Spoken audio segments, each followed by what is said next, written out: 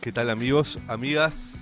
Esto es El Laboratorio por Radiográfica en otro lunes negro. Quizás recién decíamos con Lucas, el compañero que estuvo recién, comprá ahora, amigo, comprá ahora. ¿Cuántas veces hemos escuchado el comprá ahora? Bueno, lo que sí está pasando es que nos están comprando a nosotros de a poquito. Así que hoy, junto con Silvano Pascuso, como desde el lunes pasado y para la eternidad, haremos este programa que se llama El Laboratorio y se lo vamos a dedicar hoy a la discusión entre lo que está sucediendo a partir de los aranceles que impuso Estados Unidos y el régimen global. Así que, Silvano, todo tuyo. Buenos días, querido amigo y compañero. ¿Cómo está Buen usted? día, Silvano. Buenos días a los oyentes. Bueno, quería comenzar el programa de hoy reflexionando sobre algunos antecedentes históricos en esta discusión que se ha generado en torno a la colocación de aranceles por parte del presidente de Estados Unidos, Donald Trump. Para ver que estas discusiones en el mundo en general y en Estados Unidos en particular no son nada nuevas. Y entonces traje dos ejemplos ilustrativos de cómo el manejo de los aranceles, o sea, el manejo de la política fiscal en Estados Unidos ha sido a lo largo del siglo XX un tema controversial y parte de una estrategia de crecimiento económico que colocó a Estados Unidos en el primer lugar de la política global. En el año 1913, en Estados Unidos ganó las elecciones el presidente Woodrow Wilson, que era un presidente que hoy podríamos llamar liberal progresista. Su programa era un programa marcadamente liberal. Era un presidente que llegaba después de años de gobiernos republicanos. Él pertenecía al Partido Demócrata y al momento de asumir trajo como novedad una política arancelaria flexible. La decisión que tomó fue reducir los aranceles a la importación de bienes en Estados Unidos que habían ido creciendo de manera sostenida desde el final de la Guerra Civil en 1865 hasta ese año de 1913. El resultado de eso fue una propuesta, un proyecto de ley que llegó al Congreso, que lo presentaron dos senadores, Smoot y Herbie, que eran dos senadores demócratas del sur de Estados Unidos, y que generaba y que generó un terremoto en la política norteamericana porque redujeron bruscamente los aranceles del 30% al 10% en todos los productos de importación, tanto industriales como agrícolas. El proyecto de ley fue tratado en la Cámara de Representantes y en la Cámara de Senadores. En la Cámara de Senadores le fue mucho más dificultoso porque los republicanos no tenían mayoría, pero estaban bastante cerca de tenerla. Y entonces la oposición cerrada del Partido Republicano a la baja de aranceles fue muy notoria y sin embargo el proyecto pasó. Acá hay algo interesante para decir. Los republicanos siempre fueron partidarios del aumento de aranceles, excepto en la etapa de Reagan. Reagan es una excepción dentro de los republicanos. El Partido Republicano es pro aranceles. Y el Partido Demócrata es el que ha fomentado siempre la baja de aranceles. Con lo cual, en este caso, el presidente Trump no estaría siendo una excepción, sino que estaría confirmando la regla, porque las administraciones republicanas, por lo general, y contrariamente a lo que se cree, suelen ser proteccionistas. Bueno, ese proyecto de ley, Smoot-Herbie, duró en Estados Unidos, estuvo en vigencia en Estados Unidos durante prácticamente 15 años. Y fue el periodo, o uno de los periodos, de mayor crecimiento económico de Estados Unidos, porque fue el momento, después de la Primera Guerra Mundial, en el que Estados Unidos pasó de ser una potencia americana a ser una potencia global, y donde el crecimiento de la economía norteamericana creció en esos 15 años cerca del 130%. La siguiente discusión importante, a tenor de esto, comienza en 1928 con las administraciones republicanas que sucedieron a Wilson. Primero la del presidente Harding, después la del presidente Coolidge y finalmente la del presidente Hoover. El proyecto de los republicanos fue subir los aranceles de manera considerable. Primero los aranceles agrícolas, es decir, impedir la importación de productos agrícolas a Estados Unidos con el argumento de proteger a los agricultores y a los granjeros del sur y del medio oeste norteamericano, ¿no? Pero también después, en medio de la discusión, el presidente Hoover decidió también subir los aranceles a la industria.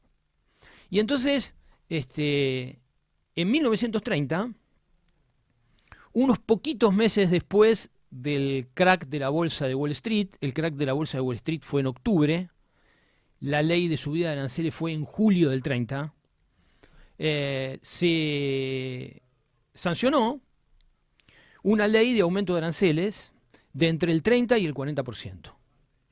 Y esa ley es muy importante hoy porque los sectores que critican a Trump, los sectores que hoy están contra Trump, dentro de Estados Unidos y fuera de Estados Unidos, podemos decir genéricamente los liberales, argumentan que ese proyecto de ley fue el que generó un aumento exponencial de la recesión en Estados Unidos y a nivel global, y fue uno de los causantes de la depresión económica de los años 30. Y entonces es interesante tener en cuenta, después quizás tengamos un poquito de tiempo para profundizar en la cuestión, si efectivamente este aumento de aranceles produjo recesión o no la produjo. Los sectores liberales hoy sostienen esta idea de que la libertad de comercio a escala global produce riqueza y que el mundo global con libertad de comercio es más rico que con aranceles a la importación y a la exportación, es decir, que el proteccionismo empobrece. Bueno, es interesante ver cómo a partir de los años 30, con aranceles altos, los Estados Unidos siguieron creciendo, siguieron aumentando su riqueza, y hasta los años 80, hasta la época de Reagan, los aranceles en Estados Unidos fueron altísimos, tanto para el sector agrícola como para el sector industrial. Es decir, Estados Unidos fue, durante todo el siglo XX, por lo menos hasta la década del 80, un país proteccionista.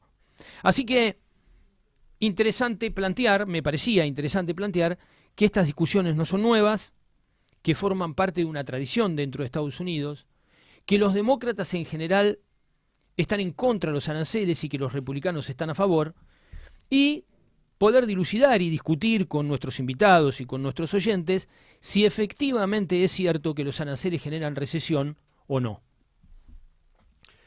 Se podría decir que hay sectores de la política de Estados Unidos que importan proteccionismo y exportan liberalismo para el resto de los países. Así es.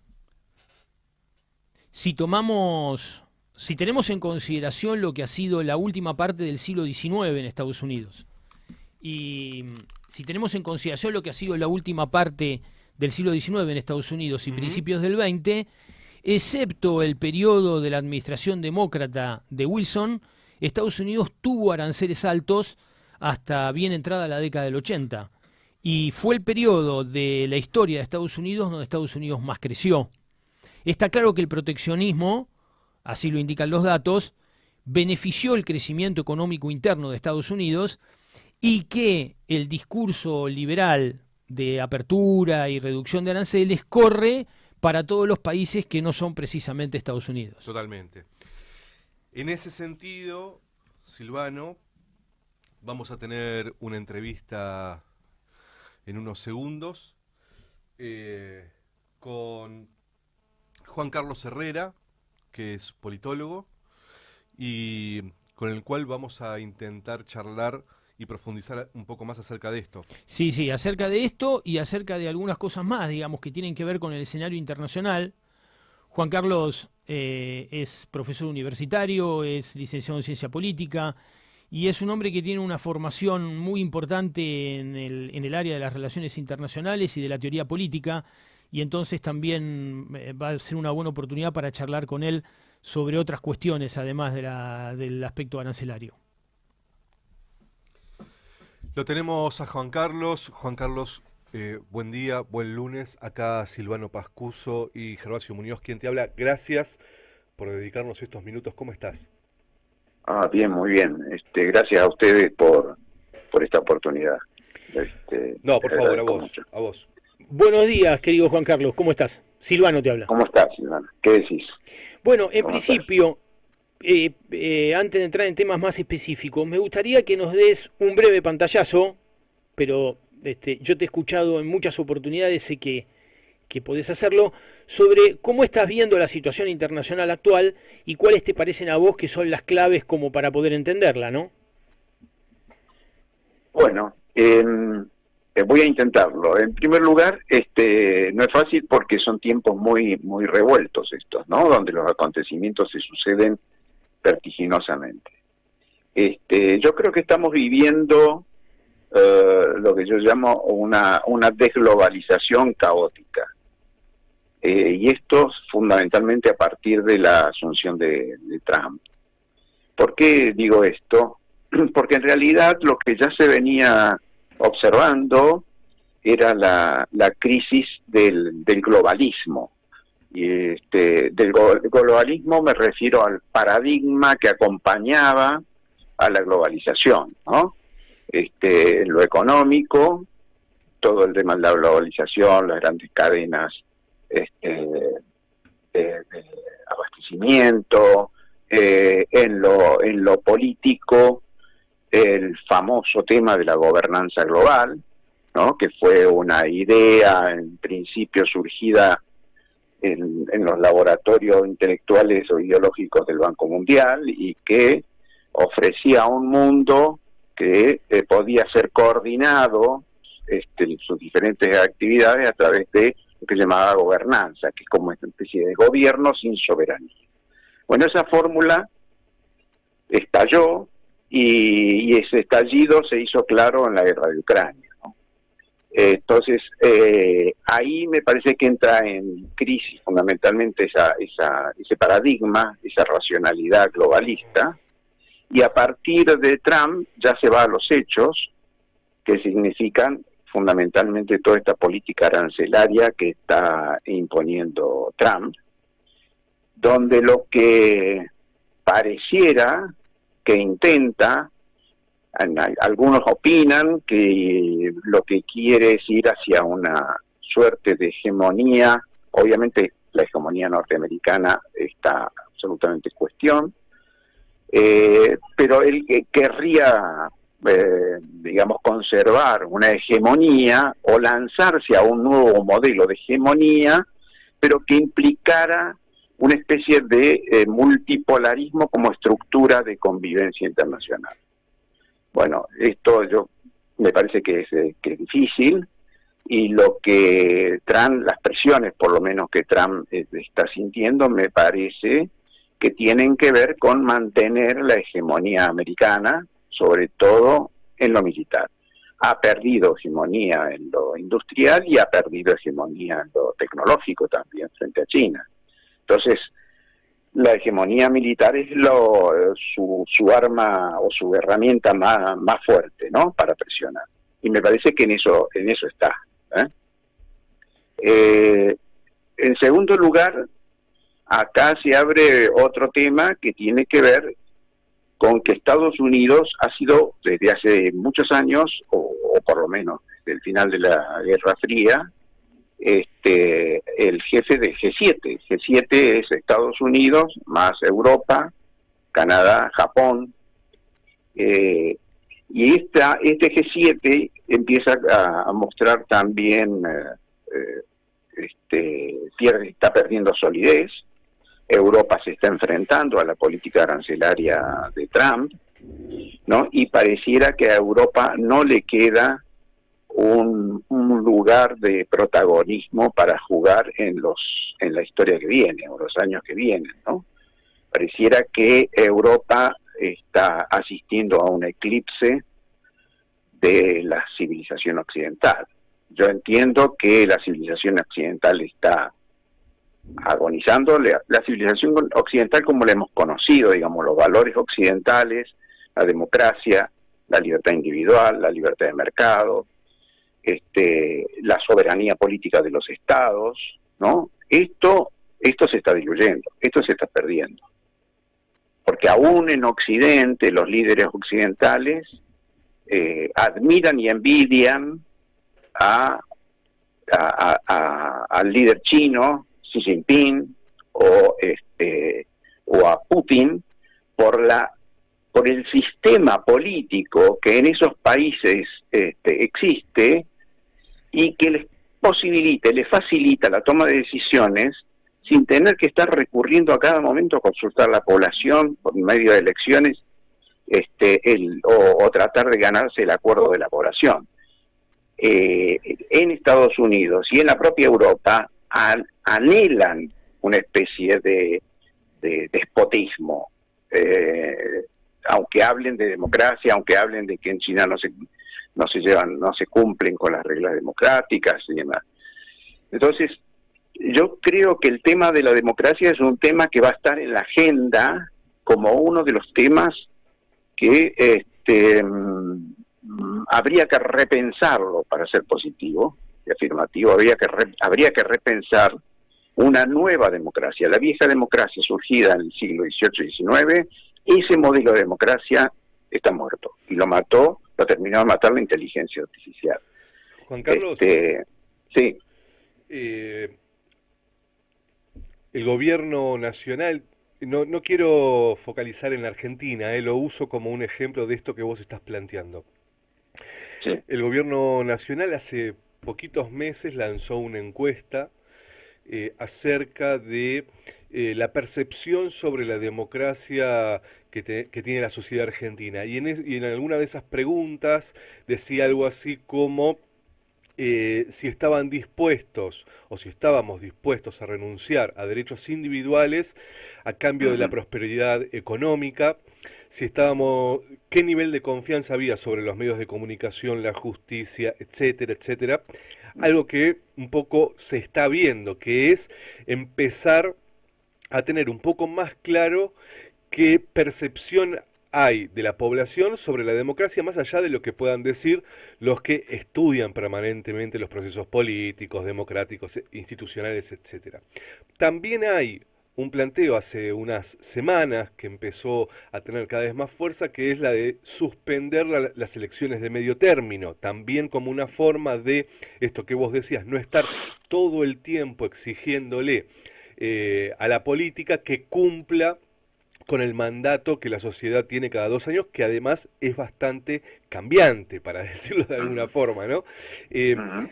Este escenario mundial, latinoamericano, o en Ecuador la oposición, el correísmo está diciendo que hay muchas chances de que hayan robado la elección.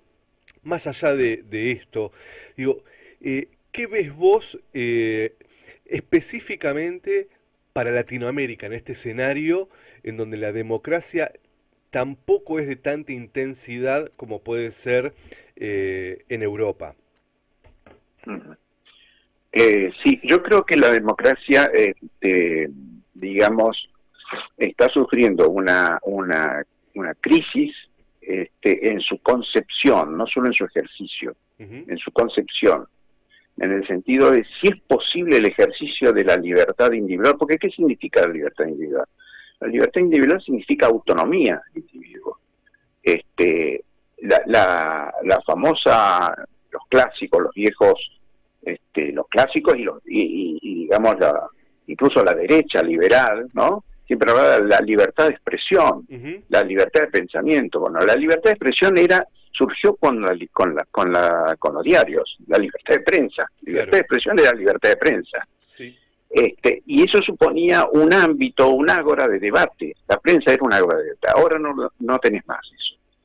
Tenés un sistema de comunicación y de información que totalmente digitalizado y digitado, digamos. Por el poder económico.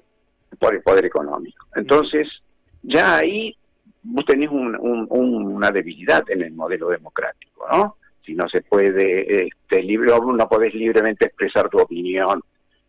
Sabemos todo lo que son las redes y cómo funcionan las redes y demás. Entonces, yo creo que la población, lo que está, además, esto va unido a otra cosa, que es la racionalidad que está acompañando este proceso, que es una racionalidad tecnológica. Cuando decimos tecnológica, estamos diciendo es una racionalidad de medios, no de fines, ¿no? Por lo tanto, en esta racionalidad tecnológica lo que la gente busca es la eficacia. Es la eficacia, es decir, si es una racionalidad de medios, vos tenés que ser eficaz en el uso de los medios. El resultado no importa, el resultado es otra cosa. Yo diría políticamente, el resultado no es un problema de la gente. Lo que la gente con lo que la gente tiene que conformarse es si el resultado o el fin, ¿no? O la finalidad. Eso hoy está absolutamente concentrado en las grandes corporaciones globales. Ellos son los que conocen el fin y ellos manejan el fin y el resultado. Para nosotros nos quedan los medios. Y el ámbito de debate y de discusión ciudadano es quién es más o menos eficaz para realizar lo que estas élites te están proponiendo. Entonces vos vas a encontrar gente que te va a decir, che, pero a Milei está yendo bien, ¿eh? Sí, pero a vos no te va bien, ¿no? Bueno, pero eso es otro tema. Esa disociación antes no se daba.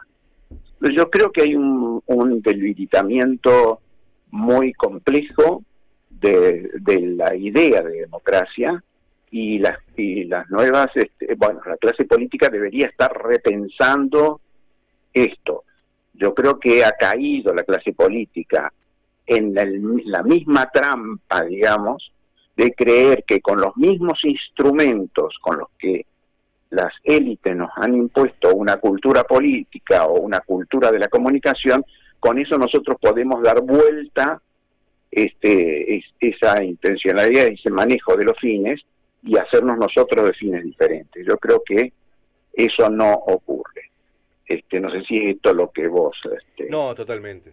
Yo no sé si la clase política no lo entiende o ya forma parte de esas élites y por lo tanto esos instrumentos también les sirve a una dirigencia política completamente burocratizada, parte del poder económico. Pero bueno, no me quiero ir en ese tema. Silvano quería hacerte más preguntas. Juan Carlos, nos gustaría también, particularmente a mí me gustaría, una cosa que también te he escuchado muchas veces, que nos expliques, recién hablabas de Rusia, hablabas de China, del Oriente, ¿no?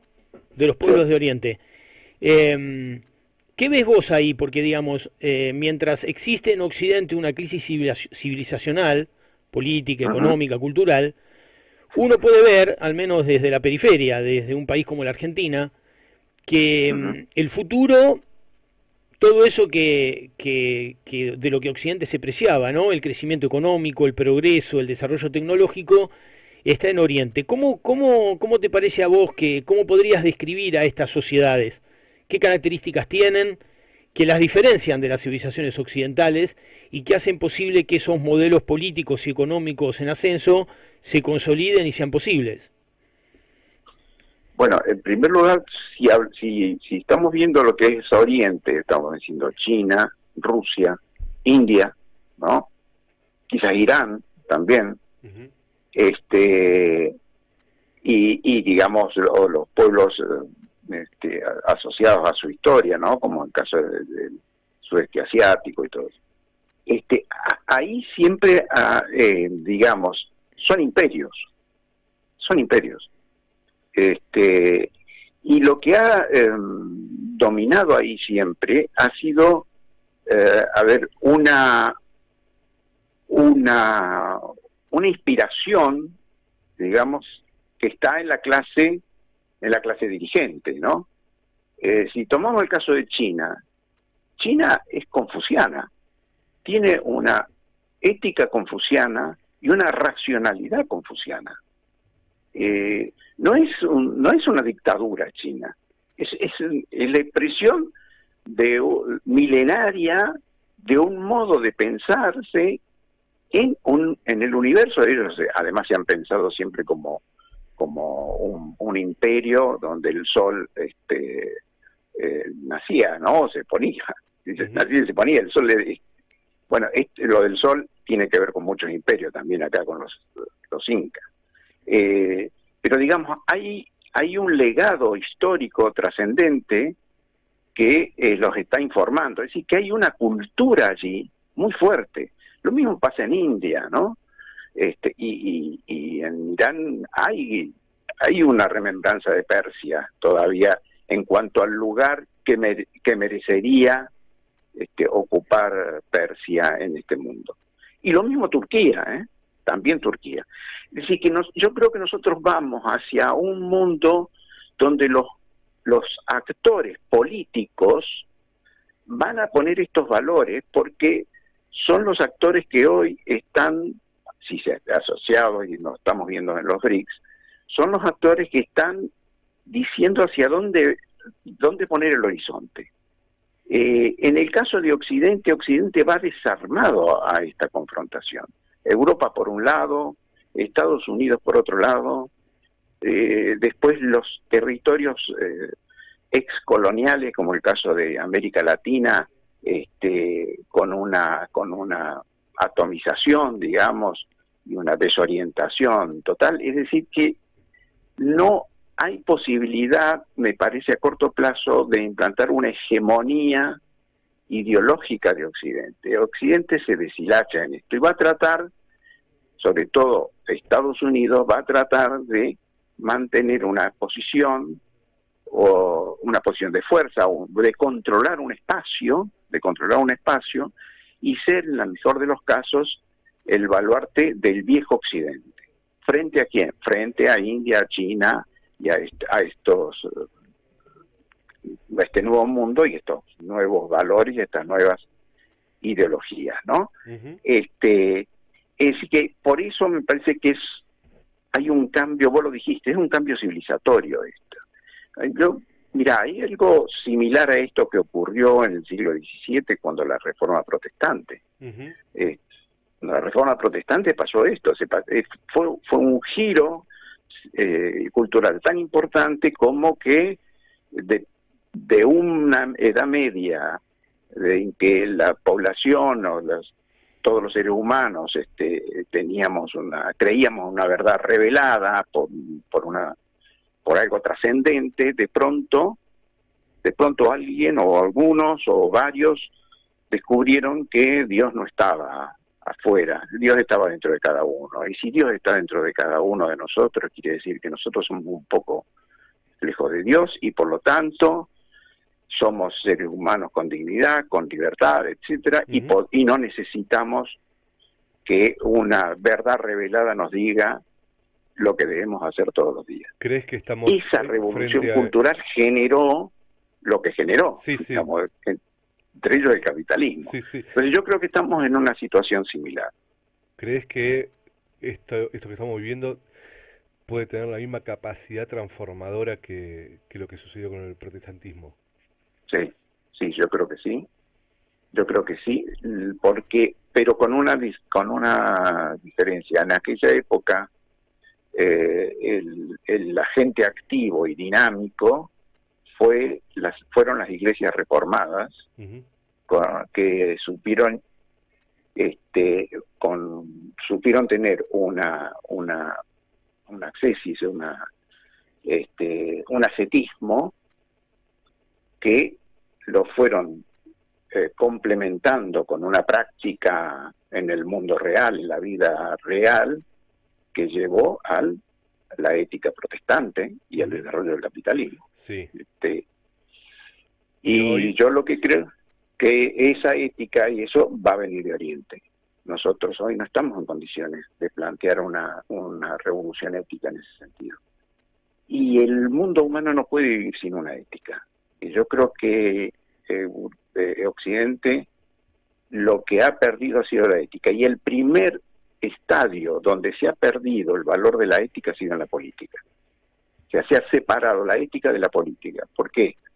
¿Qué es la ética? La ética es el reinado de los fines. La ética es lo que me dice hacia dónde debo ir, ¿no? Ujú, No cómo debo ir, hacia dónde debo ir. ujú. Entonces, la política es medios y fines. Cuando la política pierde los fines, la política se vuelve el mercado. Totalmente. Ese es el punto. Se vuelve mercado, negocia sobre los medios, no sobre los fines.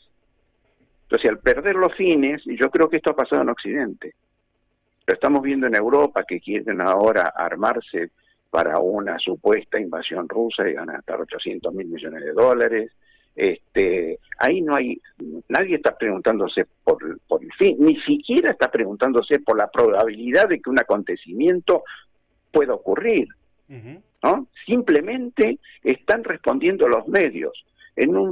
Si hay guerra, hay que armarse para prevenir la guerra. No sabes si te viene la guerra, no importa. Entonces, la política ha tomado la racionalidad del mercado, de un mercado corporativo, por supuesto, no de un mercado, no de un libre mercado, no de la competencia, de un mercado corporativo. Entonces la política se ha transformado en eso. Y esas élites burocráticas se han apropiado del lenguaje de la política para desnaturalizarlo y hablarle con un lenguaje impropio, es un lenguaje híbrido, que es el que nosotros vemos en las redes, en los medios de comunicación, etcétera, donde no hay racionalidad. Ese es el punto. No hay racionalidad. No se requiere un argumento racional para afirmar un camino o una estrategia, nada. No. Hay una especie de, yo diría, de fe bastarda, ¿no? De creencia, de religión bastarda, en que lo estamos viendo en nuestro gobierno, ¿no? Totalmente. Que soy el rey, soy el león, voy a traer esto, voy a traer lo otro. Es una especie de fe bastarda que requiere de la gente no pensamiento ni razón, sino creencia, ¿no? Ahí está el punto. Bueno, Juan Carlos, te agradecemos infinitamente que nos hayas dado este tiempo hoy, esta mañana de lunes, y seguramente en un tiempo volveremos a conversar, porque es siempre muy interesante escucharte. Te he dicho en muchas oportunidades, desde que nos conocemos, que me haces acordar mucho a mis profesores universitarios de mi época de estudiante, con la agudeza y la profundidad con la que siempre reflexionás. Así que te agradecemos muchísimo que hayas estado con nosotros y te hayas tomado este tiempo. Bueno, muchas gracias a ustedes, le agradezco mucho. Mucha suerte con la radio. Bueno, gracias. Ojalá podamos contar con vos algún día en el piso y charlar un poco más de tiempo y con más calma. Sabe que estás invitadísimo porque es muy interesante escucharte. Es la primera vez que yo te escucho y Silvano me lo había adelantado, pero yo también te quiero agradecer. Te mando un abrazo muy grande y un gusto realmente escucharte. Igualmente, un abrazo. Abrazo grande. Chao. Chao.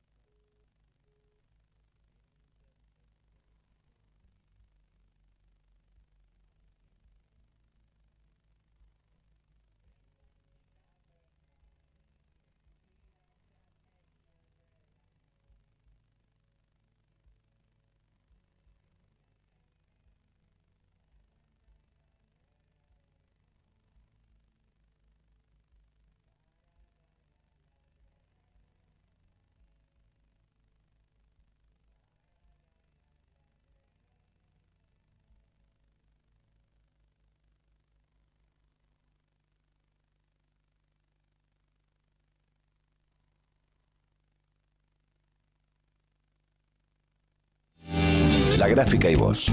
Nos hablamos, nos escuchamos. Nos entendemos.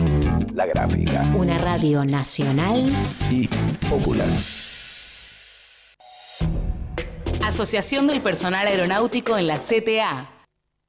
Representando y defendiendo a trabajadores y trabajadoras en todos los aeropuertos, oficinas centrales, talleres y fábricas aeronáuticas del país.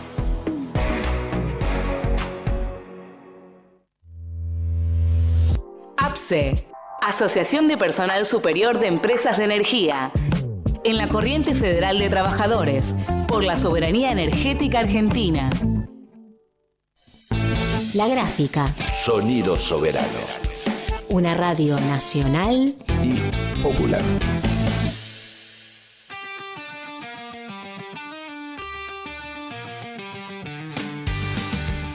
Volvemos acá a El Laboratorio junto con Silvano Pascuso. Estamos en Radiográfica. Recuerden, pueden mandar mensajes por WhatsApp al 11 50 12 35 89. Pueden suscribirse al canal de YouTube, que es Radiográfica, porque eso parece que da plata, porque se suscriben y entonces YouTube, las obras de YouTube caen para algún lado, ¿no? Pero por ahí no pueden escuchar las canciones, porque YouTube cobra derechos. Entonces yo les recomiendo que nos escuchen por antena y que después vean las repeticiones como hacen todos los jóvenes ahora que solo miran celulares. Silvano, interesantísima, por lo menos para mí, la entrevista que tuvimos recién, con una mirada muy crítica, ya no solo del sistema democrático, sino de una cultura occidental, que a mí me impresionó mucho que él plantee que estamos en un momento parecido a lo que sucedió con el protestantismo, ¿no? Una revolución medio bisagra, ¿no? Claro, porque estaba reflexionando mientras él hablaba. Yo he tenido la oportunidad de escucharlo muchas veces, reflexionar largo y tendido sobre estos temas. Yo creo que estamos asistiendo, coincido con él, de que estamos asistiendo a un fenómeno muy particular, que es el del fin de la hegemonía de Occidente sobre el planeta, que comenzó precisamente unos poquitos años antes de la Reforma Protestante.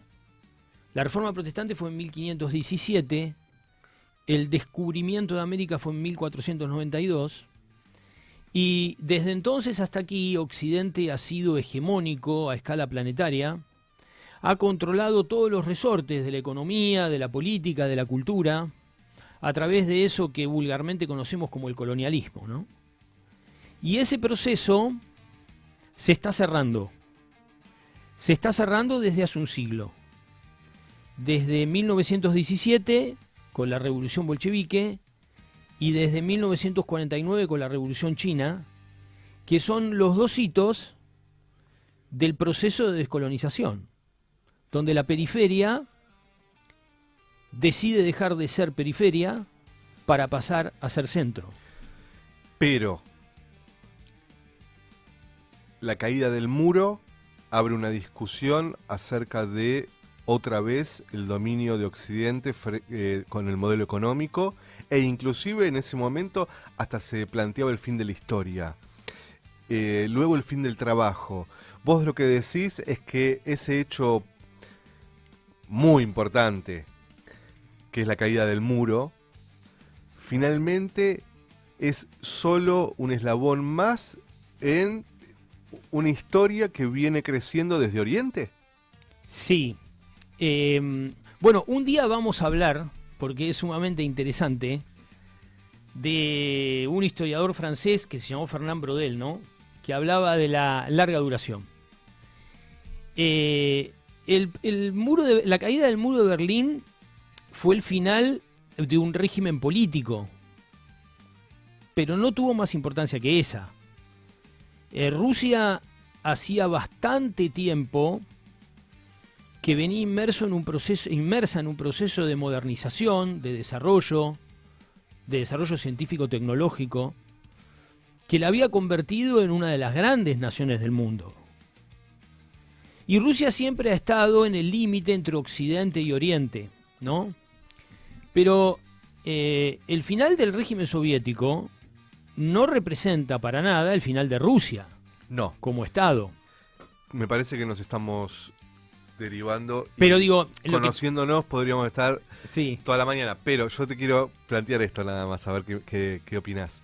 Sin embargo, sí, la caída del muro quizás clausuró toda idea de revolución, toda idea de transformación, por lo menos en los países periféricos del Bueno, tercer mundo. no lo sabemos. No podemos afirmarlo eso. Ese optimismo de lunes a la mañana, ¿cómo te lo envidio, Silvano? ¿Cómo te lo envidio? No, claro que no podemos afirmarlo. Lo que sí podemos decir, lo que sí podemos afirmar, porque la evidencia me parece que, como dice Juan Carlos, está a la vista, es que ese dominio de la cultura occidental sobre el conjunto del planeta está llegando a su fin. Veremos qué características asume, qué formas tiene, qué líneas maestras va a tener ese proceso, si va a ser más rápido, va a ser más lento. Pero es innegable que Occidente está perdiendo poder y que la periferia está alcanzando niveles de desarrollo científico, tecnológico, político y económico impensados hace medio siglo. Y sí, Latinoamérica, o por lo menos nosotros, no vamos a cambiar de patrón. Si en realidad estamos yendo a un esquema en donde estamos saliendo del imperialismo occidental para pasar al imperialismo oriental. Bueno, pero el principal país de América Latina, el país más grande de América Latina, está en los BRICS. Y es fundador de los BRICS. Sí. Es decir, yo creo que esto es un proceso en disputa. Te referís a Brasil. Sí, yo creo que este es un proceso que está en disputa, es un proceso dinámico, que lejos de terminar, diría yo que históricamente recién empieza. Brasil también siempre tuvo un rol bastante autárquico en Latinoamérica, ¿no? Es cierto, pero está sentado ahí. Y al estar sentado ahí, nunca un país latinoamericano había estado sentado en un lugar así, en la posición en la que ocupa Brasil, siendo nuestro principal vecino, nuestro principal socio, el principal socio de toda América del Sur, por lo menos, no solo en materia económica.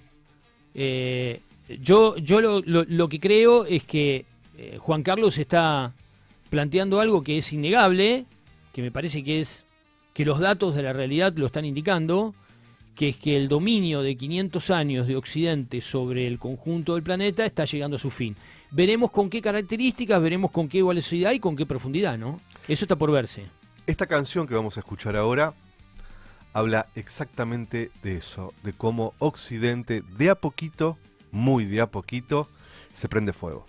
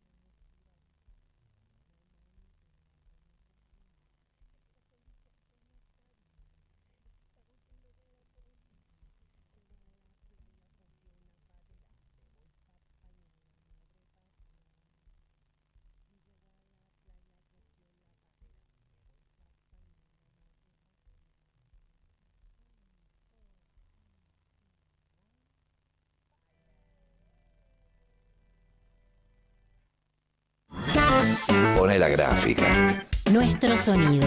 Tu sonido. Ya somos más de 50.000 en YouTube. Nos escuchamos, nos vemos desde el pueblo y desde el sur.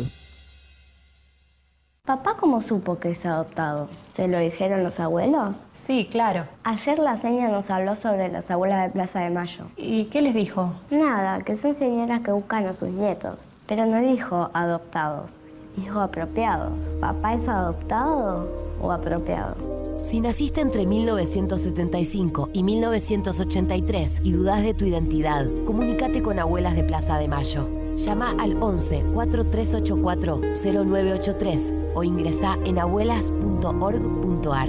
Y si una de esas abuelas te está buscando, ¿no te gustaría conocerla? Los trabajadores estatales tenemos un gremio que nos defiende. AT Capital volvió a enamorar. Búscanos en las redes como AT Capital. La refundación está en marcha. Sumate a AT Capital. Federación de Trabajadores del Complejo Industrial Oleaginoso, Desmotadores de Algodón y Afines de la República Argentina. Por democracia obrera, por condiciones laborales que garanticen seguridad y salud, por un salario mínimo vital y móvil, según su definición constitucional y legal para la vida digna del trabajador.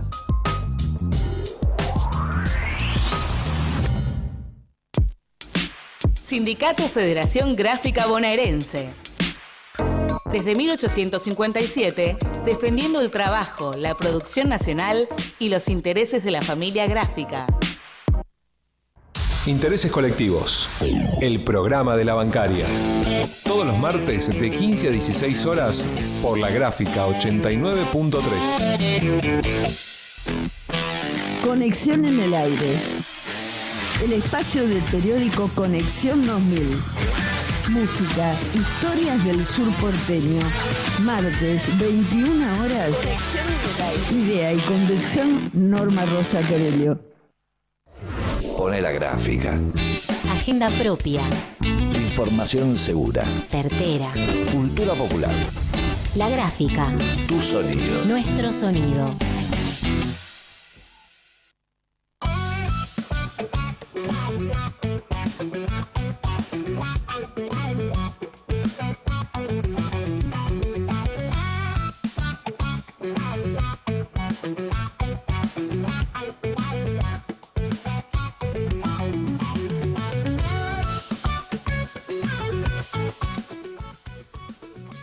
Bueno, amigos, amigas, seguimos en el laboratorio. Recuerdo las líneas de comunicación, que por supuesto son 850 líneas de comunicación, porque como escuchamos en la entrevista anterior, parece que eso está definiendo el mundo. Entonces, WhatsApp 11 50 12 35 89, ahí pueden mandar mensajes, pueden insultarnos, que está de moda, pueden amenazarnos. Siempre con respeto. Siempre con respeto, por supuesto. Que también está de moda amenazarnos, y también nos pueden decir si les gusta o no el programa, qué cosas les gusta, qué cosas no. Y se tienen que suscribir sí o sí, porque es lo que nos pide Radiográfica. Lucas Molinari nos pide, nos exige que se suscriban al canal de YouTube de Radiográfica. Y además nos pueden escuchar a la vieja usanza por antena en el 89.3 de la FM. ¿No, Silvano? ¿Dice Sí, todo bien? Sí, todo perfecto. Bueno, todo bien, todo perfecto. Vamos a seguir entonces con este lunes que no es tan gris como el lunes anterior, pero por supuesto sigue siendo lunes. Silvano, tenemos una segunda partecita sobre la editorial que hiciste al inicio y después vamos en unos minutos nada más con otra entrevista. Sí, a mí me gustaría completar lo que dijimos al principio a partir de la siguiente cuestión. Los liberales, liberales clásicos y neoliberales, están criticando mucho al presidente Trump por la cuestión aranceles, aduciendo que lo que Trump va a generar es un empobrecimiento del mundo y de los Estados Unidos. Que los aranceles generan recesión, generan estancamiento económico y generan crisis económica global. Bueno, a partir de lo que estuvimos hablando antes, vuelvo a repetir para los oyentes que se incorporaron después, estuvimos discutiendo cómo en Estados Unidos, desde principios del siglo XX, se ha discutido mucho la cuestión de los aranceles y que Trump lo que hace es continuar una tradicional política del Partido Republicano de colocar aranceles a las importaciones, o sea, a los productos que ingresan a Estados Unidos, y que son los demócratas los que en general bajan aranceles. No, a mí me gustaría acercar algunas opiniones de economistas famosos, todos claramente liberales, ¿eh? ¿Los famosos econochantas? Bueno, sí, algunos tienen fama de ser profesores universitarios sólidos entonces, y serios. Entonces no. Pero lo que es interesante es que los economistas que vamos a citar son economistas de formación liberal, ¿no? Ajá. Y vamos a ver lo que estos economistas dicen con relación a los aranceles. ¿Qué dicen? Paul Weyrauch, que es profesor en la Universidad de Berkeley.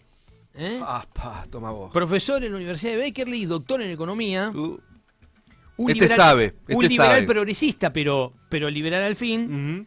Dice el amigo.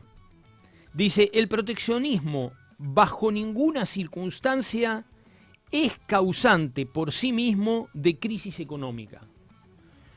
Los que aducen que el proteccionismo generó la crisis de 1929 desconocen la historia. La ley de aranceles de 1930 fue posterior al quiebre de la bolsa de Wall Street y por lo tanto fue el sistema financiero y no el déficit fiscal o comercial el causante de esa crisis. Parece algo obvio, pero acá en Argentina hay que explicar todo de vuelta, ¿no? Claro, obvio para los que nos formamos hace una buena cantidad de años. En la actualidad no parece ser tan obvio. Otro liberal importante, si no fue premio Nobel, pegó en el poste, Paul Krugman. Ah, sí. Sí. Paul Krugman. Un sorete. Bueno, pero Paul Krugman en esta oportunidad nos va a traer una alegría. Si está con nosotros adentro, Sí. Como el peronismo, ¿viste? Que ahora Viviana Canosa es nuestra, vamos con Viviana Canosa. Sí. Dice Paul Krugman. Sí. La crisis de 1929 fue esencialmente una crisis financiera, responsabilidad de los agentes de bolsa y de los especuladores financieros. Bajo ninguna circunstancia el intento de defender la producción nacional de los Estados Unidos está en la raíz de esa crisis. Un iluminado, che. Y finalmente, ¿no? El padre fundador del neoliberalismo, Milton Friedman. Mira, otro sorete. Conocido economista neoliberal, dice, la mayoría de los economistas, tanto liberales como conservadores, han aducido que la ley de aranceles Smoot-Hadley tuvo que ver directamente con la posterior crisis económica de 1929-1930. En honor a la verdad, y teniendo un juicio ajustado solo y exclusivamente a los datos que presenta la historia, esta postura debemos decir que es falsa y rotundamente debemos negarla en bien pura y exclusivamente de la verdad. Qué bueno, Krugman. Bueno, gracias, Krugman. Krugman y Friedman. Claro, gracias a los dos, ¿eh? Es un buen nombre para una banda de punk. Es interesante, déjame decir una última cosa. Es interesante tener en cuenta que el intento de defender la economía nacional de los Estados Unidos de la competencia extranjera, para gran parte de los economistas reputados como serios, no implicaría necesariamente como consecuencia una crisis global. Para hablar de esto y mucho más está con nosotros Sergio Helfenstein. Él es experto en política internacional, es profesor de la Universidad de Shanghái, China. Sergio, buen día. Aquí te saluda Gervasio Muñoz y Silvano Pascuso. Muchísimas gracias por este tiempo. ¿Cómo estás? Hola Sergio, querido amigo, ¿cómo estás? Muchas gracias por estar.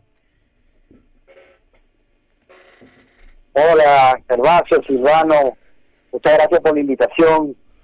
Saludos a todas las hermanas y hermanos argentinos Siempre es un placer y un gusto poder conversar con ustedes. Igual por allá por Caracas.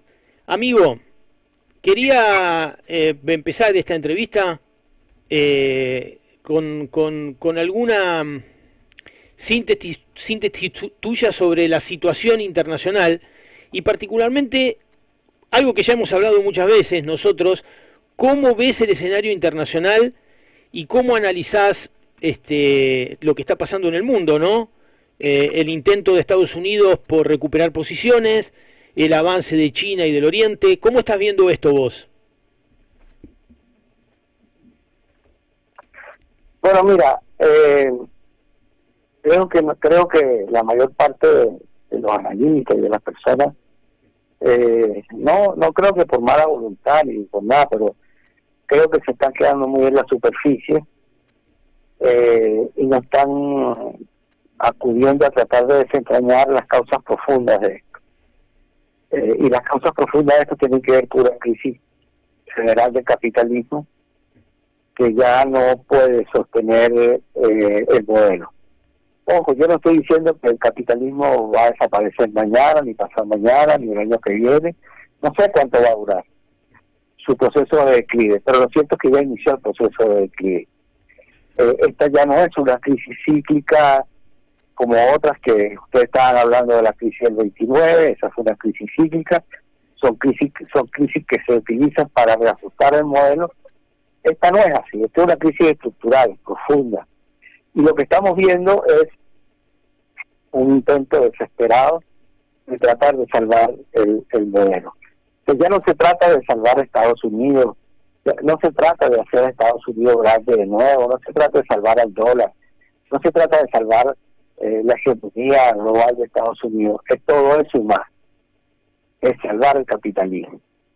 Entonces, aquí lo que está operando es esa figura de la fiera herida que da zarpazo, que ha intentado ha intentado varios expedientes que ha fracasado, y recurren entonces a este expediente que es el expediente Trump, a partir de la mirada que tiene un outsider de la política, una persona que ha estado al margen ha estado dentro del sistema en general, pero no dentro del sistema político, hasta que fue presidente por primera vez hace 6 años, y que tiene una serie de criterios configurados con respecto a cómo salvar al capitalismo. Pero este personaje que está encargado de esta tarea estratégica tiene características personales. Una cosa no necesariamente tiene relación con la otra. Aquí estamos hablando de una persona, un megalómano, un ególatra, un tipo con una serie de rasgos de personalidad que deben ser considerados, porque aunque la política es un hecho objetivo, la subjetividad, a mayor o menor influencia de la subjetividad, son las que adelantan o ralentizan los procesos. Entonces hay una marca que se impone por vía de la subjetividad que dan los partidos, las organizaciones, los personajes, etc. Entonces no podemos ver este proceso de crisis general al margen de las características personales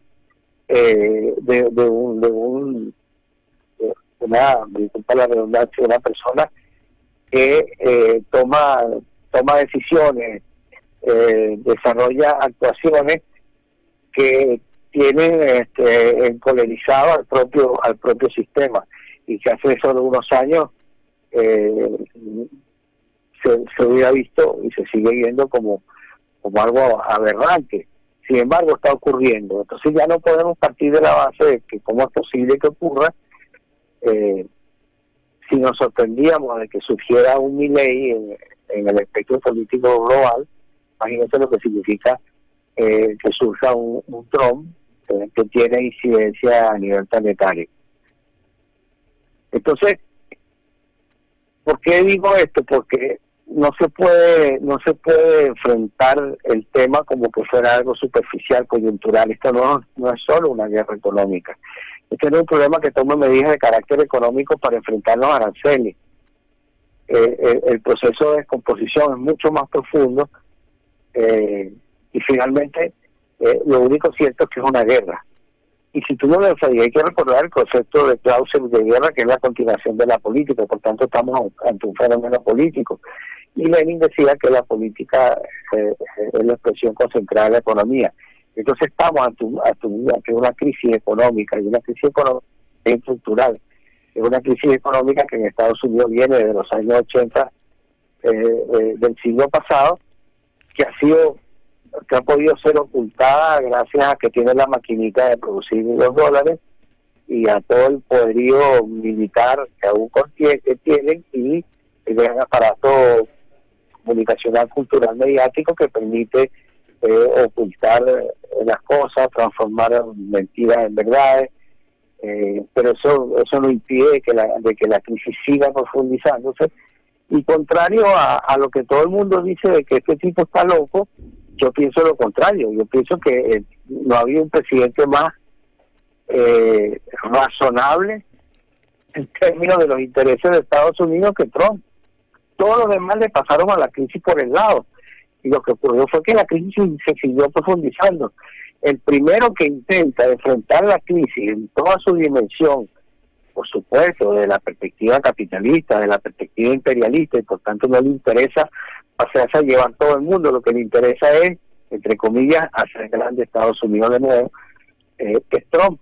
Entonces de loco no tiene nada, tiene un plan muy bien estructurado, muy bien elaborado por algunos de los think tanks y las mentes pensantes más conservadoras de Estados Unidos. Entonces me parece que es una simplificación decir que es un loco y atribuirle causas psiquiátricas a la crisis global del capitalismo. Sergio, vos sabés que recién entrevistamos a Juan Carlos Herrera acá, y Juan Carlos hablaba de crisis de civilización en Occidente, ¿no? Algo que en alguna oportunidad te he escuchado decirlo a vos también. Y además de la crisis del capitalismo, ¿vos crees que existe en Occidente una crisis civilizacional, cultural, política, de la democracia? Absolutamente, Silvano, y más que eso, yo creo que en una ocasión que conversamos en Buenos Aires, tú me preguntabas sobre eso, y yo te decía que era, no sé si lo recuerdas, que era un tsunami de 4 olas. Sí. Y que este tsunami de 4 olas, ¿qué pasa? Que es de una dimensión tan grande que nosotros, y podríamos decir sobre todo ustedes los argentinos, nosotros los venezolanos, que estamos sometidos a una presión cotidiana para ver cómo resolvemos el día, qué va a pasar en el día, cómo vamos a llegar a la noche. Estamos tan presionados por eso que no alcanzamos a dimensionar lo que está ocurriendo. La crisis de 4 olas yo la coloco, comparto con se me fue el nombre ahora de la persona que acaba de entrevistar, comparto con él que estamos en una crisis civilizacional. Y estas 4 olas son la ola de la crisis del modelo de democracia que emergió en Roma, en Atenas, hace 2500 años, y que ya no se puede sostener. La segunda ola es la que emergió de la Revolución Francesa y de la Revolución Industrial hace 250 años, que instauró el modelo capitalista y lo extendió por todo el mundo. No tengo tiempo para explicar cada una de lo que significa cada una de estas. La tercera ola es la ola de el sistema que se generó a fin de la Segunda Guerra Mundial, que es el modelo del sistema internacional que está vigente, que tiene en su eje a Naciones Unidas, que ha mostrado su capacidad para manejar los problemas globales actuales. Y la cuarta ola es la que emerge del fin de la Guerra Fría, de una derrota y desaparición de la Unión Soviética, y de un mundo que desde el punto de vista del sistema internacional no logra estabilizar un sistema. Hubo una década de caos total, la última década del siglo pasado fue de caos. Después, a partir de los atentados terroristas en Estados Unidos en 2001, se estableció el sistema, un sistema unipolar. Ese sistema unipolar fracasó a partir de la crisis financiera global del año 2008, de la cual todavía no podemos salir. Y hay una pugna entre qué tipo de modelo, qué tipo de sistema internacional se establece, si es unipolar, si es multipolar o si es de otro tipo.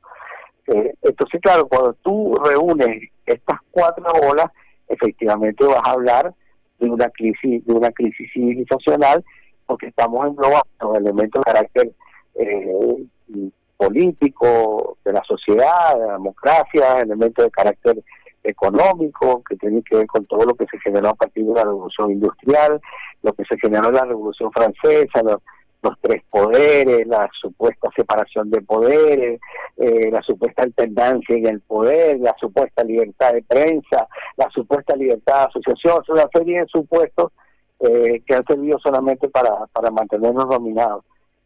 El modelo que se generó de la Segunda Guerra Mundial, el modelo del sistema internacional que se está tratando de definir. Entonces, cuando tú analizas todo eso en su conjunto, evidentemente que te estás enfrentando a una crisis del modelo civilizacional. El otro tema que me interesa que al menos nos acerques tu visión, porque yo sé que vos has estado varias veces en China, sos profesor universitario en la Universidad de Shanghái, sos uno de los latinoamericanos que mejor conoce a China. Contanos un poquito cómo estás viendo a China, cómo estás viendo al Oriente en general, y qué es lo que te parece que aparece como distinto, como distintivo de la cultura y la civilización oriental de esta civilización occidental en crisis. Bueno, Silvano, como lo hemos conversado otras veces, para mí hay un elemento fundamental para entender la diferencia entre la civilización occidental y la oriental, y específicamente la china, que por sí sola es una civilización. Y es el problema del tiempo, el tema del tiempo entendido como categoría filosófica, porque en Occidente el tiempo es finito, el tiempo termina con la vida. En cambio, en China el tiempo es infinito, el tiempo tiene continuidad a los descendientes. Y eso es lo que les permite diseñar políticas de muy, muy largo plazo, que superan los gobiernos, incluso superadas las dinastías, las diferentes dinastías que hubo a lo largo de la historia de China. Y eso hace que la historia en China sea una historia continuada, a diferencia de la nuestra, que es una historia de quiebre, de etapas y continuada. En China, por ejemplo, ni siquiera te hablan del siglo tal o del siglo más cual, te hablan, cuando te están hablando de los aspectos históricos, te hablan de ocurrió en la dinastía tal, que a uno le cuesta mucho entenderlo porque no maneja la duración de esa dinastía. Pero no hay una mirada peyorativa de la historia en China.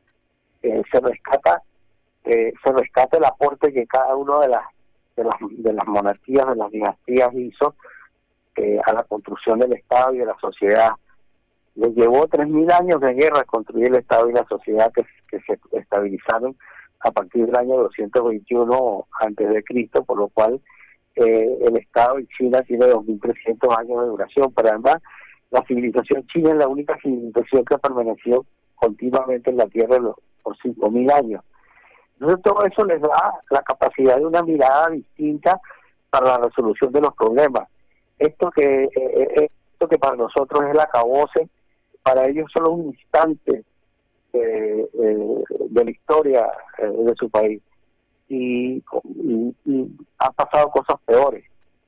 Fueron ocupados por Occidente, se les impuso una situación humillante en su propio territorio, fueron invadidos y ocupados por Japón. O sea, han pasado cosas mucho peores y en condiciones mucho más desventajosas. Y para esto además se han venido preparando, porque suponer que todo esto agarró a China de sorpresa es no conocer a los chinos. Entonces se han venido preparando desde hace mucho tiempo, porque sabían que podía ocurrir una confrontación con Estados Unidos. Dijo que podría, porque ellos tampoco estaban muy seguros de eso.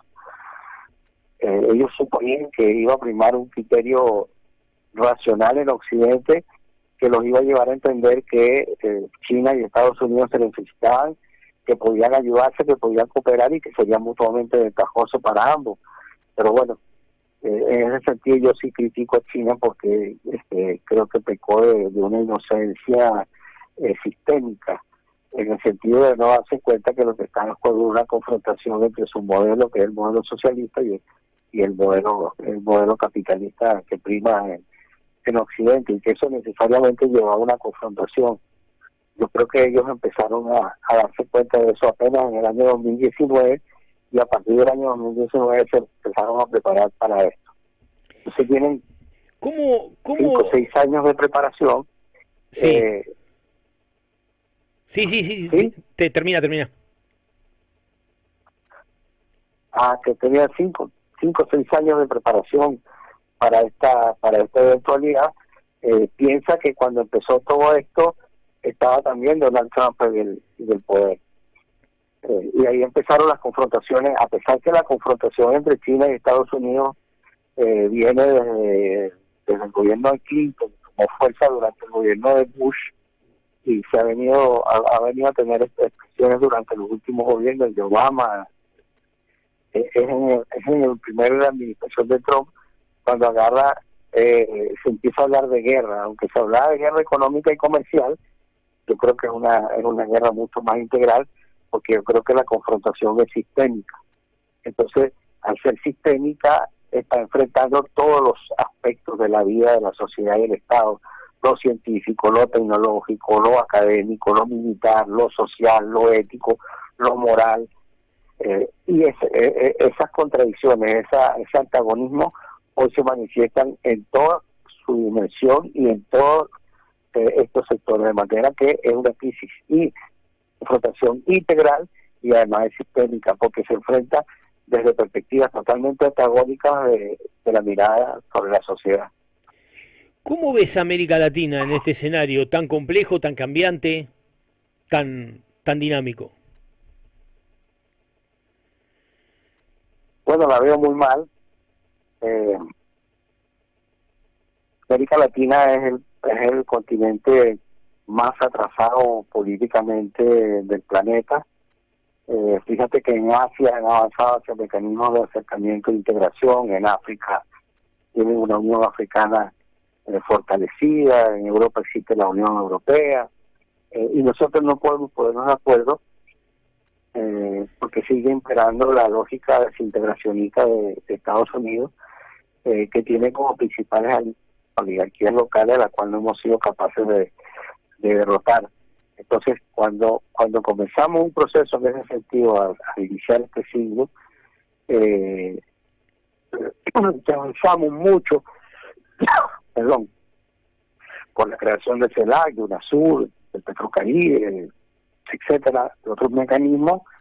Eso fue detenido a partir del año 2015, cuando Macri accedió al poder en Argentina, y se inició un proceso desintegrador del cual Estados Unidos nunca ha abandonado. Ya en el año 1823, cuando se planteó la doctrina Monroe, el discurso del presidente Monroe, que se transformó en doctrina, y la respuesta de Bolívar al año siguiente, en 1824, con el llamamiento al Congreso de Panamá, la historia de las relaciones internacionales de América son la historia de la confrontación entre esas dos doctrinas, entre bolivarismo y monroísmo, y eso no se ha resuelto.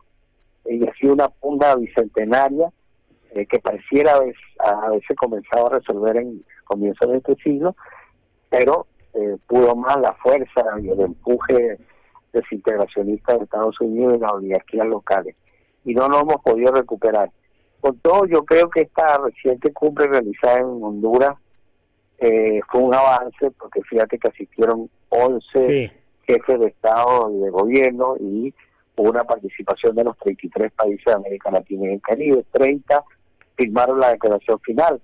Y si tú la comparas con la cumbre iberoamericana que se realizó hace menos de un año en Ecuador, donde solamente asistió el país C, el presidente del país C, y el rey de España, el presidente de Portugal, no sé cómo se llama, la máxima autoridad de Andorra, donde ni siquiera pudo haber declaración final.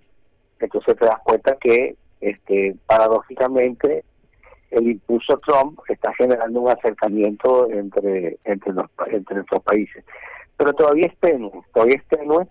El próximo mes se va a realizar el foro ministerial China-CELAC en Beijing, y yo creo que eso puede darle un nuevo impulso al proceso de integración en América Latina, que nos permita no solamente enfrentar esta coyuntura, sino que nos permita construir desde el punto de vista estratégico una alianza que es absolutamente necesaria. No tiene ningún sentido que haya un país de América Latina comprando petróleo en Malasia, cuando aquí en América Latina, en México, en Venezuela, en Colombia, en Ecuador, en Brasil hay suficiente petróleo. No tiene ningún sentido que haya países en América Latina que estén pasando por crisis energética y de electricidad, cuando podríamos integrar todas nuestras capacidades energéticas y solucionar pero igualmente América Latina es el mayor productor de alimentos del mundo, es el mayor productor de energía, y hablando de energía estoy hablando de petróleo, gas, agua, oxígeno. Tenemos la mayor biodiversidad del planeta, tenemos costas de los dos principales océanos. Nos subimos a un avión en Tijuana y nos bajamos 12 horas después en la Tierra del Fuego, seguimos hablando el mismo idioma. En Europa tú agarras un avión en Madrid, avanzas media hora y llegas a Lisboa y tienes que poder hablar otro idioma. Tenemos una historia bastante común, tenemos una serie de elementos de carácter cultural que nos unen. Entonces tenemos todos los atributos para poder, si nos acercamos, ser una gran potencia y un gran actor del sistema internacional del futuro. Fíjate que en Europa no hay unanimidad de criterios, en África no hay unanimidad de criterios, y sin embargo configura sus modelos de integración. ¿Por qué nosotros no podemos?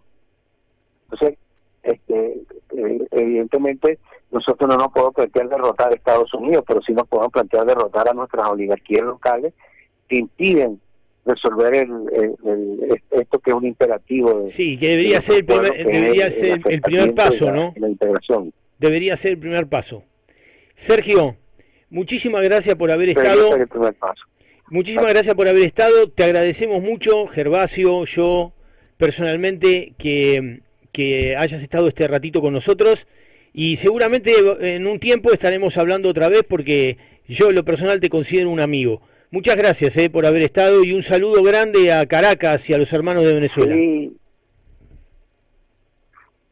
Gracias, Silvano. Sí, cuenta tú y Gervasio, cuente siempre conmigo. Tú sabes que yo tengo un compromiso especial con Argentina, con los hermanos y hermanas argentinas, y por tanto puedes contar conmigo. Yo creo que más que amigos somos hermanos, y eso para mí tiene una connotación superior y un compromiso. Abrazo grande, Sergio, muchas gracias. Saludos.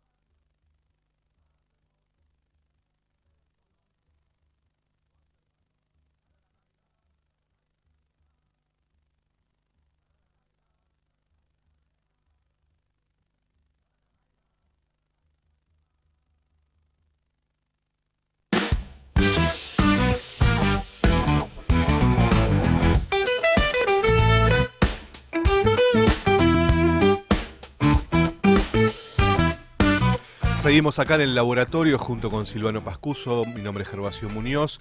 Son 12:36 del mediodía de este lunes. No voy a adjetivar.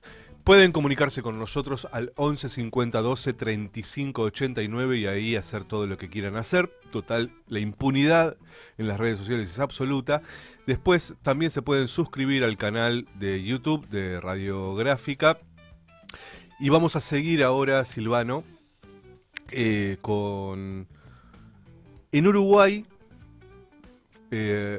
con la victoria del Frente Amplio, parece que se empieza a abrir una discusión acerca del acceso a la vivienda. Uruguay tiene algunas características parecidas, te diría, a la ciudad de Buenos Aires en términos inmobiliarios, en donde el mercado de la vivienda es profundamente especulador y además de capitales muy pero muy grandes. Por ejemplo, en Punta del Este, Trump tiene una torre, ¿no? Estamos hablando de una población pequeña, un poquito más de 3 millones de habitantes. Estamos hablando de un país que tiene alrededor de 1.600.000 viviendas y que sin embargo tiene problemas de vivienda muy grande, con una tradición de cooperativismo de vivienda, pero que sin embargo la crisis habitacional en Uruguay como en el mundo se profundiza. Para eso ya estamos en comunicación con Gustavo González. Él estuvo a cargo de la FUCBAM, que es la Federación de Cooperativas de Vivienda, pero ahora acaba de asumir como senador por el Frente Amplio en Uruguay. Gustavo González está en comunicación. ¿Qué tal? ¿Cómo está? Acá los saludamos Gervasio Muñoz y Silvano Pascuso para Radiográfica. Bueno, les mando un abrazo, un gusto estar con ustedes y a las órdenes de todas las preguntas que deseen hacer al respecto. Muchas gracias, Gustavo. Bueno, en principio me parecía interesante que nos puedas contar cuál es el estado actual del acceso a la vivienda en Uruguay. Sé que es una pregunta muy amplia, pero en términos generales, ¿qué es lo que se está viviendo en los últimos años en materia de acceso a la vivienda? Bueno, tú lo decías al principio, que Uruguay no escapa a la crisis habitacional del mundo capitalista. En tanto la vivienda sea concebida como una mercancía y no como un derecho humano fundamental, el problema para las familias más modestas de la población va a existir. En Uruguay es un caso complejo porque teniendo una ley extraordinaria nacida el 17 de diciembre de 1968, una ley nacional de vivienda muy buena, que generaba un Fondo Nacional de Vivienda, que le dio lugar al cooperativismo de vivienda por ayuda mutua y otros programas populares. Sin embargo, el mercado inmobiliario y la Cámara de la Industria de la Construcción, bueno, han dado la pelea permanentemente por el botín del Estado. Esto es importante tenerlo claro, ¿no? Y bueno, ahí las presiones han sido enormes. Por ejemplo, en Uruguay hoy hay una ley de vivienda promovida que se llama, primeramente le habían puesto ley de vivienda de interés social, que es un negocio extraordinario para la industria de la construcción, ¿no? Están exonerados de todo tipo de impuestos, para construir viviendas de un dormitorio de $84.000, de dormitorio $130.000 y así sucesivamente, ¿no? ¿Esa ley de qué año es, Gustavo? Esa es del 2011. Ah, mira vos. Lamentablemente fue bajo el gobierno del Frente Amplio, debo decirlo, y asumir la crítica brutal que hicimos desde FUAN en aquel momento. Bueno, y esto, al final de tanto pelearla, bueno, el Frente Amplio le puso algunos topes, etcétera, pero asumió el Partido Nacional, inmediatamente sacó los topes, y hoy en día hay riesgos de que se cree una burbuja. ¿Por qué? Porque están construyendo para gente que no tiene el dinero ese, ¿entendés? Entonces vos pasás por un edificio de 40 apartamentos y ves 28 vacíos. Inclusive te digo más, hay capitales del país de ustedes que están viniendo, porque obviamente, ¿no? al estar exonerados de todo tipo de impuestos, les conviene venir a construir acá. Bueno, ese es un problema. ¿Cuál país, el déficit cuantitativo del país, más o menos 70.000 unidades habitacionales. Tú decías que a pesar de tener cooperativismo de vivienda ayuda mutua, bueno, sí, es una realidad inobjetable que en nuestro país el desarrollo del cooperativismo de vivienda ayuda mutua ha sido muy importante. Eso no alcanza, obviamente, pero también por la pelea que ha dado la gente, ¿no? Y como es un sistema que ha demostrado ser bueno, bonito y barato, sí. Y al alcance de las trabajadoras y los trabajadores, ningún gobierno se anima ni osa plantearse voy a frenar este programa, ¿no? Bien. Pero sí. eso no alcanza. Sí. Entonces, bueno, por eso tenemos ese déficit cuantitativo y cualitativo, bueno, Claro. el déficit debe andar en los 130, ¿no? Claro. Más o menos. Gustavo, y se empieza a discutir, has propuesto junto con otro senador, si tengo bien entendido, 2 leyes que son más o menos complementarias, ¿no? Que tienen que ver, sobre todo, corregime Gustavo por favor, ¿Sí? Sobre todo con las viviendas ociosas, con las viviendas vacías, ¿no? Es verdad. Un fenómeno que se da también en un sistema como el actual. Tenemos gente en situación de calle y viviendas vacías. Las viviendas vacías tienen 2 particularidades. Supongo que en Argentina, país que quiero y conozco bastante, supongo que debe ser más o menos igual. Acá la izquierda uruguaya ha hablado mucho de la reforma agraria en su historia, pero nunca de la reforma urbana. Y en realidad tenemos también latifundistas urbanos. Hay gente que se compra un terrenito, ¿no?, en la periferia, construye algo, poca cosa, y espera que el conjunto de la sociedad les lleve todos los servicios. Exacto. Cosa que el plusvalor, la plusvalía de esa propiedad aumenta. Aumenta aumenta por la acción del Estado con los impuestos de toda la ciudadanía, inclusive de aquellos que nunca van a tener una vivienda, ¿no? Y del trabajo de toda la ciudadanía. Exacto, sí, entiendo. Entonces, bueno, hay gente que tiene muchísimas propiedades. Te voy a contar algo que pasa en este país que se jacta de ser democrático, ¿no? A ver. Un estudio de un libro muy interesante que se llama Los de Arriba, que estudió la situación de la burguesía nativa, sí. No pudo encontrar documentación de la industria de la construcción ni del mercado inmobiliario. Acá pasa lo mismo. Increíble. Bueno, lógico. Opacidad entonces, absoluta.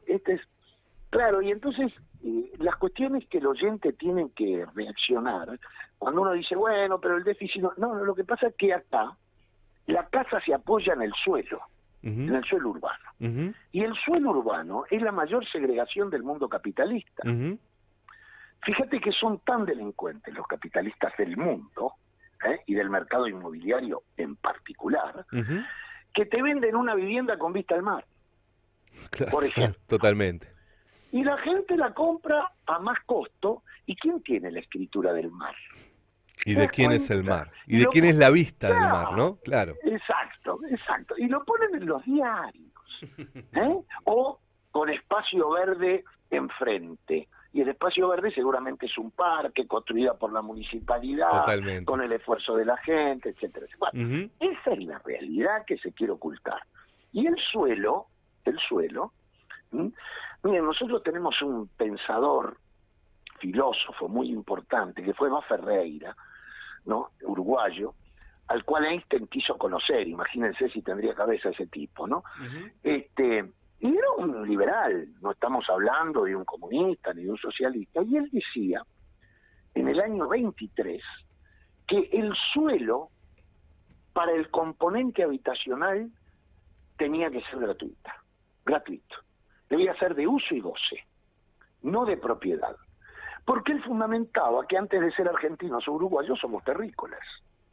Y algún pedacito de tierra nos corresponde para poder vivir. Claro. Bueno, ya lo planteaba Artigas, ¿no? Mucho antes. Exacto, en el reglamento de 1815. Entonces, claro, pero Artigas lo localizaba en la reforma agraria, ¿no? Hablaba del suelo urbano. Sí. Hablaba del suelo urbano para el componente habitacional de las ciudades. Bueno, esto es inviable en el sistema, solo las cooperativas de vivienda ayuda mutua de usuarios tenemos la propiedad colectiva, y bueno, nos ha costado sangre, sudor y lágrimas mantenerla, ¿no es cierto? Y Gustavo, pero bueno, y en ese sentido que vos planteás, que me parece algo clave, también a partir de los 90 hay una orden del Banco Mundial, del Fondo Monetario, que es la titularización, ¿no? Esta cosa de darle los títulos de propiedad a la gente, porque es la mejor forma de que el mercado los expulse, ¿no? Claro, bueno, esa fue la gran teoría de Hernando de Soto, el peruano. Exacto. Sí. Que fue terrible, ¿no? Es decir, hagamos los propietarios, así tienen que entrar en la ciudad legal. Exacto. Y ahí los echás. Y de Thatcher antes. Y eso se ha dado. Y tiene que ver con las orientaciones emanadas del consenso de Washington, que los gobiernos lo tomaron y el Banco Mundial, el BID, etcétera, etcétera, hicieron carne de ese asunto, ¿no? Y así estamos como estamos. No hay un solo país que haya batido el déficit habitacional. Gustavo, ¿querés...? Entonces, sí, perdón. Sí. No, te iba a decir si no querías contarnos un poco de qué trata entonces el proyecto, qué debate se está dando. No te quiero apurar, ¿eh? Muy bien. No, por favor. Mira, yo soy el vicepresidente de la Comisión del Senado y otro compañero Frente Amplista es el presidente, el compañero Oscar Andrade. Entonces los dos desarchivamos estos dos proyectos que ya estaban de la legislatura anterior y no se habían aprobado. ¿Cuál es el eje de esto? Bueno, lo primero es tratar de cargar un impuesto importante a la vivienda vacía. O sea, desestimular este fenómeno que se está dando. ¿Para qué? Para algo que es un instrumento clave para el desarrollo de la vivienda popular en Uruguay y en cualquier parte del mundo, que se gesten carteras de inmuebles del Estado, ¿cierto? Del Estado. Si yo te cargo a ti un impuesto fuerte, sobre todo el impuesto al patrimonio, y bueno, o la habitás o pasamos a la expropiación, ¿sí? Que en la Constitución de la República está habilitada. Está habilitada la expropiación en la Constitución uruguaya, que es básicamente compra forzosa. Bueno, sí, puede serlo, ¿no? Por supuesto que tú tienes que fundamentar muy bien cuál es el interés social antes que nada, ¿no? Claro. Si no, no podés. Entiendo. Bueno, pero entonces, esto nos haría de una serie de... Porque, bueno, yo te comentaba de la vivienda del latifundista urbano, pero también hay muchas viviendas que tienen problemas de sucesiones, de entre hermanos, etcétera. Entonces todo esto va a ser apurar esas cosas, y si no, el Estado se queda, y ahora le pasamos la ley para tener su versión, su análisis, al Congreso de Intendentes de las distintas ciudades del país. Y ha sido, en primera instancia, muy bien recepcionado, ¿no? Entonces, bueno, veremos ahora, está en el tratamiento en la Comisión de Vivienda y Hábitat, cuando se termine el debate allí, pasará al Parlamento Nacional, ¿no? Veremos cuándo. Tú sabes que todo parlamento tiene trámites burocráticos importantes que sostener, pero bueno, estamos en esa pelea. Y también otro proyecto que será el tercero que vamos a poner arriba de la mesa es la reconstrucción de un Fondo Nacional de Vivienda. Bien. Que ya la ley del año 68 lo creó. Que eso permita poder tener verdaderamente una política de Estado, no vivir de partidas presupuestarias, sino tener un fondo específico para la vivienda. Entonces esos serían los tres, que tiene que ver con otra ley ligada, que ese proyecto de ley lo tenemos también, que tiene que ver con el ordenamiento territorial, ¿no? Y ahí detectás las viviendas vacías, que va a ser extensivo a suelo abandonado también, dentro del conurbano. ¿Se sabe más o menos, se estima qué porcentaje de viviendas vacías hay en Uruguay o en Montevideo? Hay un estudio de la Facultad de Arquitectura que quedaron de pasárnoslo, todavía no lo pasaron, pero estamos hablando de miles de viviendas. Está bien. Gustavo, y dentro del Frente Amplio, yo te cuento una cosita muy breve, no quiero ser autorreferencial, pero nosotros acá en Argentina, yo formo parte de la Federación de Inquilinos de la Argentina, y que son organizaciones inquilinas de diferentes provincias, ¿no? Y nosotros acá peleamos por una ley de alquileres, que era la primera ley de alquileres propuestas por organizaciones inquilinas desde la vuelta de la democracia. Y cuando la presentamos nos enfrentamos no solo a una embestida muy pero muy importante del mercado inmobiliario, de los grupos económicos, de los medios de comunicación, de la derecha, etcétera, sino con contradicciones muy fuertes, digo contradicciones para no decir otra cosa, dentro de nuestro proyecto político. Sí, me refiero a, si querés, el peronismo, el kirchnerismo, el campo popular de la Argentina, que hoy está en una crisis de identidad fuerte. Pero allí nosotros también encontramos contradicciones, vínculos con el mercado, que hicieron finalmente, allanaron el camino para que cuando gana Milei pueda, por decreto, lo primero que hace es derogar la ley de alquileres, ¿no? Una ley de alquileres que lo que hacía no era mucho, era extender el plazo de contrato de alquiler a 3 años, que la actualización del precio del alquiler sea anual, estarás al tanto. ¿Qué debate se está dando dentro del Frente Amplio acerca de lo que sucede con el negocio de la vivienda en Uruguay? Bueno, no, nosotros con estas leyes dentro del Frente Amplio no tenemos problemas. Fueron aprobadas por la bancada en general, ¿no? Ahora, mirá, la izquierda no es lineal en nuestro país, ¿cierto? Es decir, hay también debates sobre otros temas, etcétera. En este caso no se ha dado, pero sí hemos tenido contradicciones. Una, la ley que te dije, que habíamos quienes estábamos en contra, la ley de vivienda promovida, otros que estaban a favor. También un aumento del interés en los préstamos que hizo el último gobierno del Frente Amplio a las cooperativas, que eso llevó a una huelga de pago de Fugbank al gobierno y triunfó al final. Pero digo, el tema de la vivienda es muy intrincado, ustedes están en eso y saben, ¿no? Y hay muchos intereses, algunos que se ven con nitidez y otros que están escondidos, ¿no? El mercado inmobiliario tiene tentáculos y la industria de la construcción muy fuertes en toda la sociedad. Por ahora, con estos proyectos no hemos tenido problemas. Pero no descarto que pueda haber discusiones, debates. Ojalá no lleguemos a ese extremo, que le hayan dado a un tipo como Milei las armas para derogar la ley, ¿no? Pero bueno. Recuerdo la calle Pou con la ley ómnibus que incluyó también ahí el desalojo, el desalojo express, ¿no? Express, es cierto. Y que, bueno, perdimos por muy poco, dimos una gran batalla, y bueno, ahora estamos revisando de que varios artículos, entre ellos ese, hay que derogarlo, ¿no? Ahora que tenemos mayoría parlamentaria en el Senado, por lo menos, bueno, y sí, la ley ómnibus fue terrible, ¿no? Fue la regimentación de toda la sociedad, y colocada como una gran ley democrática, ¿no? Que jodió el derecho a la huelga, a la ocupación, ¿no? Bueno, fue contra todos los trabajadores, como fue el gobierno de la calle, obviamente. Respecto a los alquileres, a los inquilinos, ¿cuál es la situación actual de los que alquilan en Uruguay?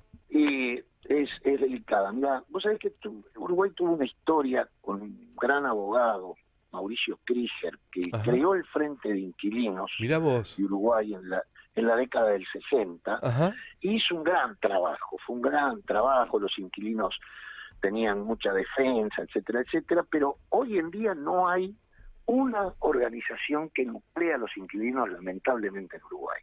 Entonces el inquilino está muy desnudo, digamos, ¿no? Opera la ley de mercado, etcétera. Sí hay algunas leyes de otrora que amparan que el desalojo no, pero ahora con la luz ya te metieron el desalojo express. Claro, el desalojo express funciona si vos lo firmaste, ¿no? Cuando entraste. Si no, no. Pero falta mucho. Falta mucho para tener verdadera defensa del inquilino, y además el alquiler nunca se puede negar como un formato real para el acceso a la gente, ¿no? Totalmente. De la gente. Entonces, que debe haber crecido mucho en los últimos años, supongo, como en todo el mundo. Sin duda, y va a seguir creciendo, ¿no?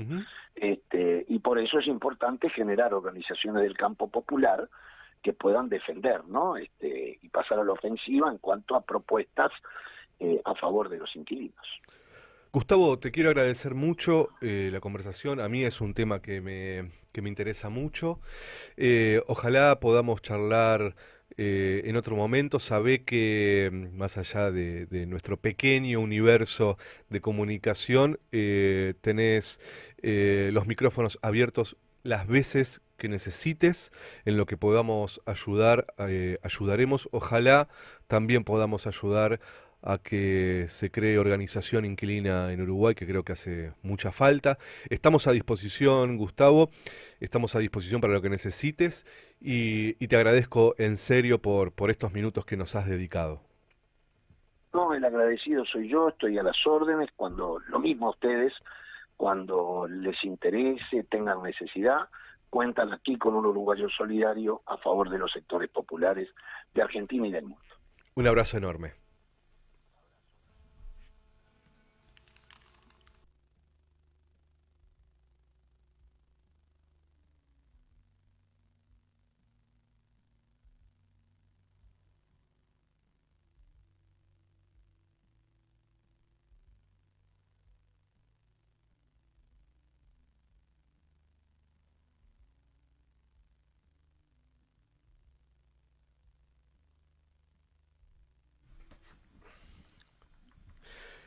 Amigos y amigas, esto fue El Laboratorio con Silvano Pascuso, Gervasio Muñoz. Silvano, podés despedirte de esta maravillosa audiencia que, por lo que veo en YouTube, estamos en alrededor de 27.853. Está subiendo de vistas, que si eso se multiplica por 15 más o menos, es 1 millón de personas que están escuchando el programa. ¿Querés saludarlos?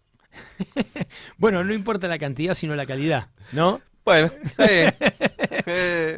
Bueno, no, creo que hemos hecho un trabajo decente y que han sido muy interesantes todas las entrevistas que tuvimos. Así que, bueno, nos despedimos hasta la semana que viene. Nos vemos el lunes que viene por Radiográfica. Esto fue El Laboratorio. Tengan una muy buena semana. Traten en lo posible de romper todo. Hasta luego.